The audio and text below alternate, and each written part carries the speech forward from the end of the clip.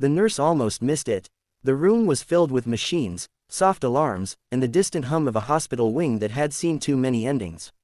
But then she leaned closer, adjusting a monitor, and the Marine veteran's lips moved again.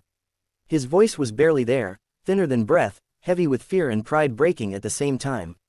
He didn't want to go home. Not like this, not alone, not back to the silence that waited for him beyond those doors. The nurse froze, sensing that this fragile plea was about to set something unstoppable in motion, but no one yet knew who would answer it, or how far they would go. If you believe in kindness, second chances, and the quiet power of humanity, please like this video, comment your thoughts, share it with someone who needs hope, and subscribe to the channel, Only Kindness, before the story continues. Staff Sergeant Marcus Hale had survived things most people only saw in movies. 2 tours overseas, desert heat that burned through bone, nights lit by flares and fear. But the battle that finally brought him down wasn't fought with weapons. It was fought in an aging apartment, with a body that no longer listened, and memories that never slept. When the stroke hit, it left him half paralyzed and fully aware of how alone he had become. No close family, no visitors, just a folded flag in a drawer and a box of medals no one ever asked to see. The hospital planned to discharge him within days, sending him back to a place that echoed with everything he had lost. That was the moment he pleaded not to be sent home, not out of weakness, but because he knew he wouldn't survive the quiet. Nurse Alina Brooks had heard many last wishes in her career, but this one stayed with her long after her shift ended. Marcus didn't beg for money or miracles. He begged for time, for presence, for someone to remember that he had once mattered. Alina sat with him longer than she was supposed to, reading his chart, noticing a small tattoo faded on his arm. A motorcycle emblem, wings worn by time. She didn't ask questions, but she understood enough to know it meant brotherhood. That night, after wrestling with hospital policy and her own doubts, she did something simple but risky. She made a call she wasn't sure anyone would answer.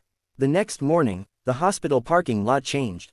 At first it was one engine, then another, then a low thunder that grew into something impossible to ignore.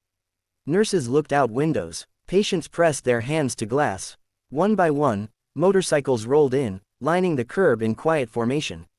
Leather vests, weathered faces, respectful silence. Nearly 300 members of the Hells Angels had come, not in anger, not in chaos, but with purpose.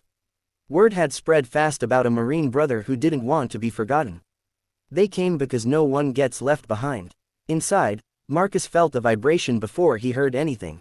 The machines trembled slightly. His eyes opened wider than they had in days. Staff rushed in, worried something was wrong, until they saw the look on his face. It wasn't fear, it was recognition. For the first time since his collapse, his shoulders relaxed. He wasn't imagining it. His past had found him. Hospital administrators were tense, but nothing went wrong. The bikers followed every rule. No noise, no disruption, just presence. They stood in hallways, sat in waiting rooms, held doors for nurses.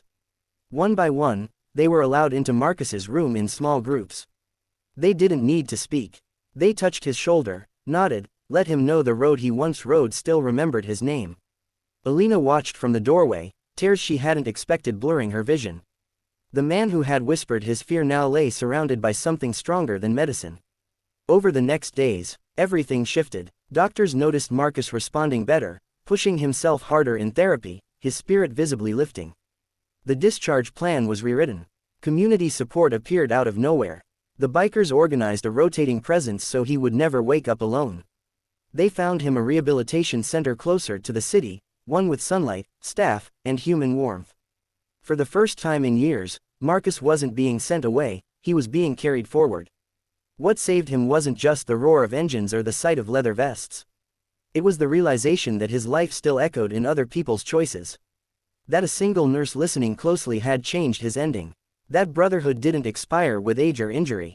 When he was finally wheeled out of the hospital weeks later, the same motorcycles lined the street again, engines silent this time, helmets held to chests.